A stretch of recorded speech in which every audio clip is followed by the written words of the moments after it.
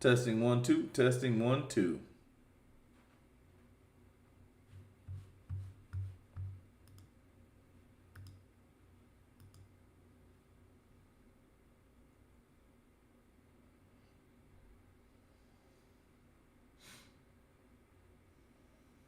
Testing 1 2. Testing 1. All right, everybody, what's up? I'm your host, Supreme Decisions. Don't forget, Super Chat is live and donations are welcome. And if you also need to contact me, emails in the description, as well as if you need to set up a 30-minute consultation, the link is in the description as well. Now, remember I told you everything we're going to talk about from now on is going to be weaponizing your defense. Now, we're going to use a tactic that normally is reserved or primarily used by the prosecution. Now, the reason they do it is because time is leverage. Now, it becomes a good strategy when the defense uses it when it's most apropos and most advantageous. Why? Because a continuance can shift momentum, it can weaken the prosecutor's position, and give the defense opportunities that weren't available at the moment. Now, evidence weakens over time because witnesses, their memories fade. And as well as if you offer a continuance, guess who also does not like coming to court multiple times to not have court or not have trial? Witnesses. So that weakens the prosecution's case. Civilian witnesses may move, lose interest, or become unavailable. Physical evidence can degrade and become misplaced. And also, a face of the chain of custody issues may come up if they haven't already. Now, the reason why I'm talking about this so much is simply because whenever we're doing this, it's offering you advantages that may not be thought of at the time. Because when we're putting together something of this nature, for the most part, it's to make sure we're benefited fully. Now, the prosecution resources can get strained because this is why they use it against you. Because they know most people, which is about 75% of the United States, they're living paycheck to paycheck. And that doesn't even go into an actual bracket. Understand, rich live paycheck to paycheck as well. Because the more money you make, generally the more your expenses are. So, hell, I'm actually living proof of that. Anyway, so you're going through and you're understanding that they too have little patience when you are the one requesting the continuance. Because prosecutors juggle heavy caseloads. A delayed trial can push the case lower in priority. That's why it's an advantage to you, because now when it's getting pushed and it gets pushed again and they're not the ones pushing it, they also lose interest in it. Law enforcement officers may get transferred, retired, or fail to appear for later hearings. These are great things for traffic citations, because if you get there, and there are a multitude of reasons why you would want a continuance, because again, a police officer can't keep coming to court either. Always understand that. So it gains or offers you an advantage based on availability, which allows you for case dismissals. Now, the defense gains time to build strategy, because this is where time is advantageous to the defense. Make sure that's what you're using it for. Allow the defense to subpoena more records, investigate further, and consult experts.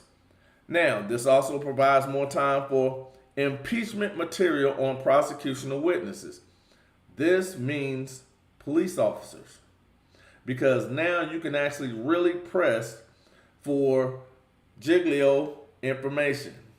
And one of the things that I used in my case was every time she asked, I told her, no, I wasn't ready, because I didn't have a completed Brady.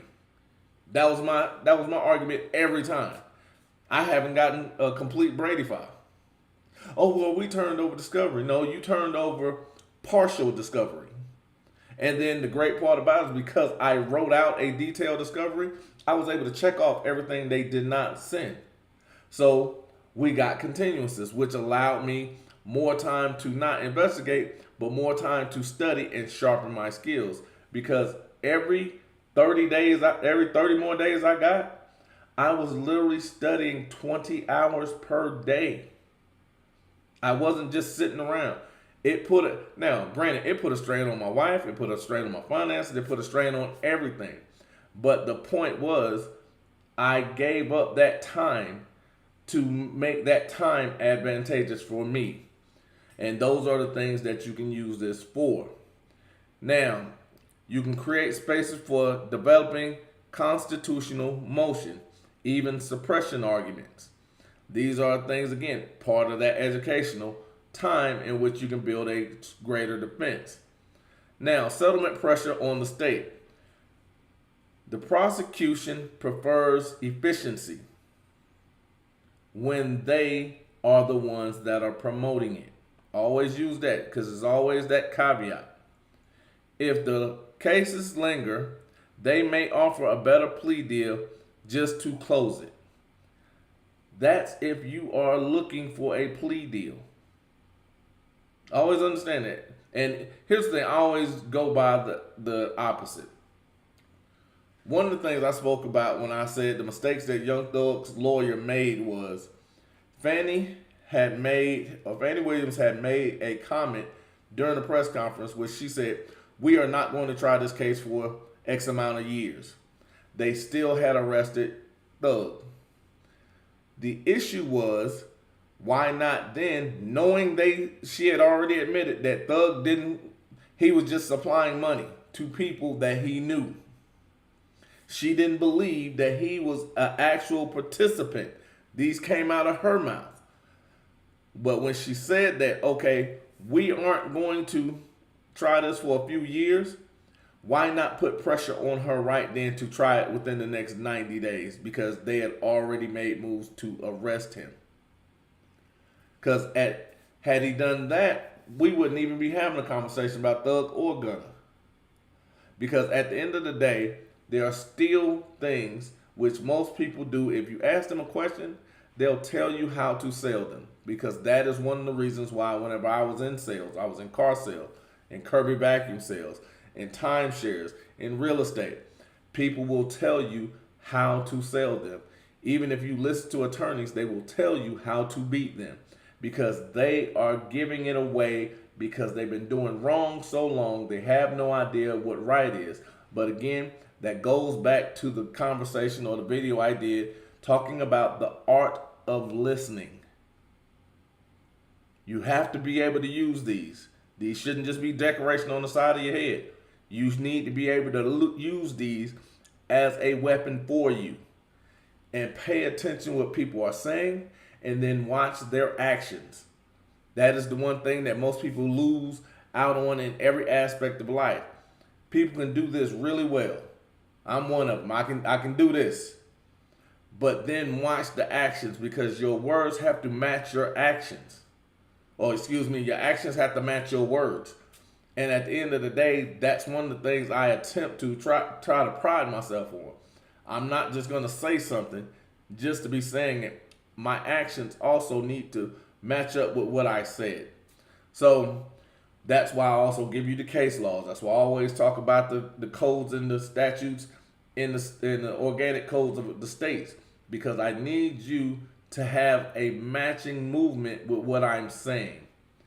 Now, the potential of procedural errors. They've been doing wrong so long they think it's right. If the state if the state isn't diligent, speedy trial rights can actually flip into the defendant's favor. Remember that because again, the prosecutor is cherry picking this case. They're picking, this is easy. This is easy. Oh, they don't have no, this is easy. You can just put them in jail. So now you can put their cherry picking to the test because they also have a boss, but they also have guidelines. Make them stay on that guideline. Because one of the things I kept saying to the prosecution during my trial was stay focused. Now, the reason why I would say that is because they would go into something else. They would go way to the left that had nothing to do with my case. And I'd stay focused. And then I'll bring them right back to exactly what we were speaking about. Because, again, I wasn't objecting. Because there was nothing to object to. I could say, oh, irrelevant. Objection, irrelevant. No, stay focused. Because that actually has more impact on a transcript than the objection does. Because by me saying stay focused, or me yelling out stay focused, that is now emphasized in the transcript because it stands out by itself because I said it, not the prosecution. So now whenever they read it, they're going to now not look at what the prosecution says afterwards, but what they said prior. And then those are grounds for the appeal. Because again, I'm always playing chess. It's not accidental. I don't just speak without purpose. I don't just do things just to be doing them. I don't say anything just to say something. Because I can't stand my own voice. Which is one of the reasons why I hated doing live streams. Because I can't go back and edit out foolishness. Or something crazy that I've said. If it come out, it's out now. So it's one of those things where you have to understand the context and making things stay exactly where it's supposed to be. Because even when you're using the speedy trial, the state's lack of diligence is now a point of emphasis in your favor. Because remember, this is something that could have been filed for Thug. He had no business to be sitting in jail that long. However, there would have been other things that happened, which would have probably gone out of Thug's favor. Because if he was out, he probably would not have stayed for trial or been going to trial or been going back and forth every month just to go to court. There's a good chance of that. Now, I don't know what the conversation was, but that was my viewpoint of it. Because I'd rather have him out and paying me money because it'll be more money if he runs. But that's just me. Anyway. Discovery deadlines may be missed, giving grounds for sanctions or suppression. Understand that. Sanctions are weaponized because they can be going against the prosecution because the prosecution has a responsibility because, again, they're stuck in that box. That's why I tell people when you come get me, you're coming to get an outside shooter. I'm not constrained within those boxes. I can actually play on the outside of it. They can't. Because if they do, it is your favor. Always understand that. Now, life circumstances can change. Here's where the greatest opportunity for continuance is. Because one of the things you have to understand is knowing thy enemy, just as you know yourself. Because if you know yourself and you know your enemy, you need not fear 100 battles. That's Sun Tzu, The Art of War. I am constantly talking about the 48 laws of power, the art of war, and I'm also applying it to law. This is one of those great applications. A defendant may improve their mitigation purpose. They can go to rehab. They can do community service. They can get counseling. Any of these things work in your favor. Now, a lot of these can be done such as, because here in Texas, got a lot of people that drink and get behind the wheel. Don't hurt anybody because they generally are drinking about a block or two from their house. So a lot of them can get home. Now, let's say they get stopped between the bar and the house. They can then, most time the police will let them take the car home. Most of the time, not all the time, but it happens. They can actually do an online course to get their ticket either thrown out or dropped to like $25 because it's a court fee. Why? Because they paid $40 or $50 for an online course. Don't even have to really do it. Just have to go on and click some buttons.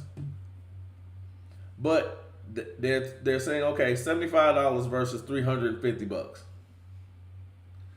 Now, these are things that can be done to lessen or mitigate your posture, which basically lessen what punishment that you actually done something with, and just saying, you know what, I'll save money because I'm not gonna really fight. But again, this is one of those things that a continuance offers you, because again, everybody doesn't want to go bar for bar and just do it. I got an option for you guys as well. So now a delay can allow the defense to present more sympathetic client to the court. Now again, these are life circumstances. The way I would do it would not be through a continuance, because again, I am a hammer, so everything to me looks like a nail. So I'm always constantly hitting and hitting and hitting and hitting, because I don't think they do anything right. So you got to show me. Let that be the surprise, because I don't think you can. I don't think you have the ability to do the things that you're supposed to do the correct way. Until you show me, that's what I'm going to believe. So here's the risk factor. I gave you the pros, now I'm going to give you the risk factors. A continuance may also get a prosecution time to tighten their case, line up different experts, and fix weak points. That's why it has to be worked into strategy. Always understand that. It must be a strategic point in which you're looking to gain an advantage from. But you also must understand how the other side can, because just as the advantages it has for you, in some cases, it's going to have that same advantage for the prosecution. Now, strategic balance. Sometimes the best move is to oppose continuances, to force the state into trial unprepared. Because that's what I talked about with Thug. She said that they wasn't even planning on going to trial for 3 years, or two or 3 years, but it was years behind whatever number she said. And they could have weaponized the speedy trial, which I would have done. They could have opposed to any continuances, because he has a right to not be locked up if he is not convicted.